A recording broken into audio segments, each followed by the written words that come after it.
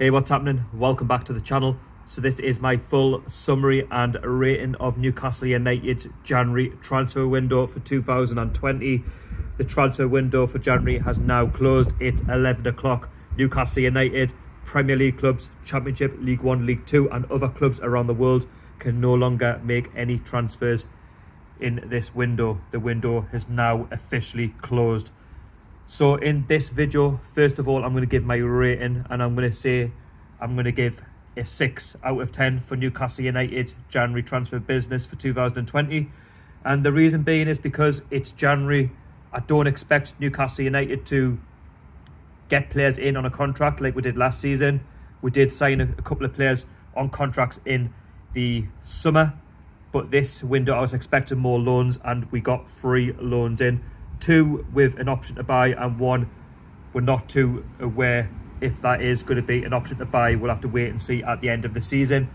But on the other side of things, I am rather disappointed that we didn't spend on a striker, and that we didn't fill in that cover. We did fill in at left back, but the striking position has been our real concern this season, given that we've only got 4 strikers at the club, but 1 is only available to play on match days, and that is Joe Linton, our number 9 forward, who was signed for a club record fee 40 million in August, and it just hasn't worked out for him, and he's not really scoring the goals, and he needs help. Andy Carroll was brought in on a free. He just hasn't cut it for me. He's very good at assisting, but he's injury prone, and he's getting on a bit as well. Mutu is injury prone as well.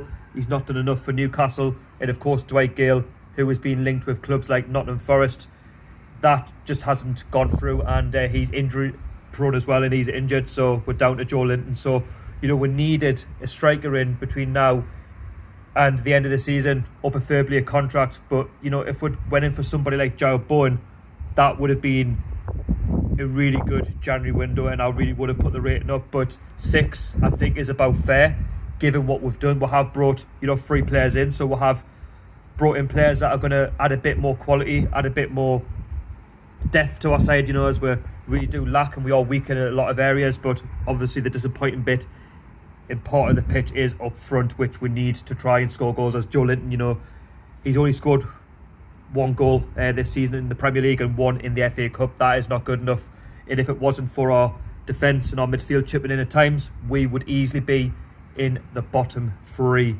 Now let's talk about our first signing, and that was made on the 21st of January, and that was Algerian centre mid Nabil Bentaleb, on loan from German club Schalke until the end of the season, with an option to buy.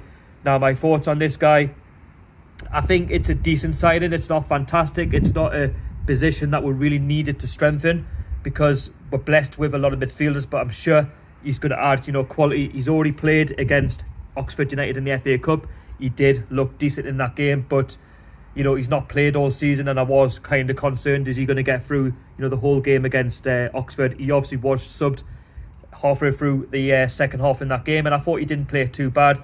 He's most likely going to make his debut against Norwich tomorrow, and he can play anywhere in the central part of the pitch. Of course, he can push up if he's required to, and it's not a signing I'm excited about, but I'm sure, and I want him to do well in a black and white shirt.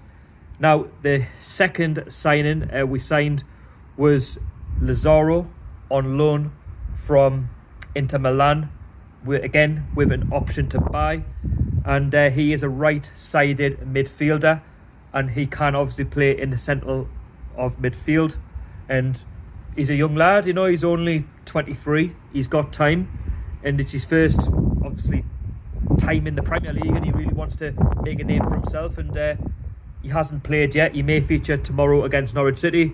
And again, it's not really a position that I was really worried about. It's another midfielder.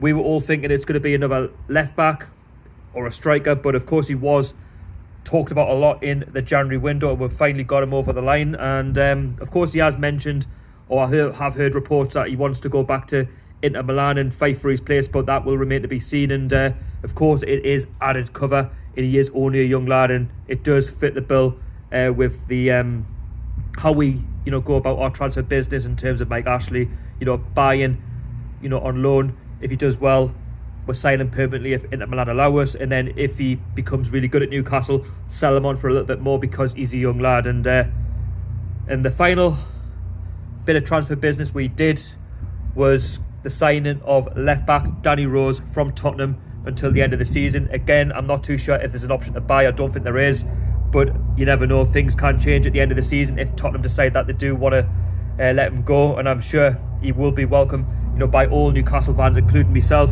Now, when Danny Rose did sign for Newcastle United yesterday, which was the 30th of January, I was absolutely buzzing with this one. We know that we need a left back with the injury to Jethro Willems. Funny enough, Danny Rose was watching the Newcastle-Chelsea game and he rang his agent to say, Jethro Willems is down, Newcastle haven't got a recognised left back, and he really wanted to get the deal done, and he's happy to be here. And again, he's an England international. He's played a lot of games for England. He's played a lot of games for Tottenham Hotspur. He played in the Champions League final. So it's a bit of experience that we need, between now and the end of the season. Even if it is till the end of the season, it's better than nothing. And it's short-term cover, and we're playing players, that are not recognised in that area, and it really will free the likes of Matt Ritchie, to bomb on up the pitch and make something happen. And I do wish him all the very best, of course, on loan at our football club between now and the end of the season. And talking about outguns, Ki Young unfortunately has left Newcastle United. He had his contract terminated, and of course I wish him all the very best. I have done a separate video on that, so I'll not say too much on that. Talked about Christian Atsu potentially going to West Brom and Celtic. He's decided to turn those down. He wants to fight for his place at Newcastle. Personally, I like Christian Atsu, but I feel today was his time to move on and, get games at Celtic or even West Bromwich Albion. I feel it's a mistake that he's decided to want to fight for his place at Newcastle. I can't see him getting many games, unfortunately, not over St Maximin, because he's by far an all-round better player. I don't think Christian Atsu, is Premier League quality, unfortunately, and I feel his time's up at Newcastle. I think he will be gone at the end of the season. Now, of course, Dwight Gale was spoken about a move potentially to Nottingham Forest. That didn't go ahead, and we are left with Dwight Gale. Of course, he's got an injury, so that may have put off Nottingham Forest, or it may have been our side. Newcastle know that we've got injuries, and we've only got one recognised striker in Joe Linton, so they know that possibly selling Dwight Gale would be a big mistake. And obviously, throughout this deadline day, Jared Bowen was heavily linked with Newcastle United. Of course, there was talk of West Ham. He then ended up going to West Ham. Apparently, the deal then broke down around tea time this evening, but Steve Bruce, the board, didn't really want to go in for Jared Bowen. If they feel like he's not really the one to take Newcastle United forward, he's not the one that's going to really fit in our squad. I will disagree with that. I think he's a fantastic player. He scored double figures in the Championship. I know it's a step up, but you've got to give these players a chance, and unfortunately we haven't took that gamble on him. By what I'm seeing, he has signed for West Ham United, so they've definitely got themselves a very good striker on their hands, and again, Newcastle United miss out.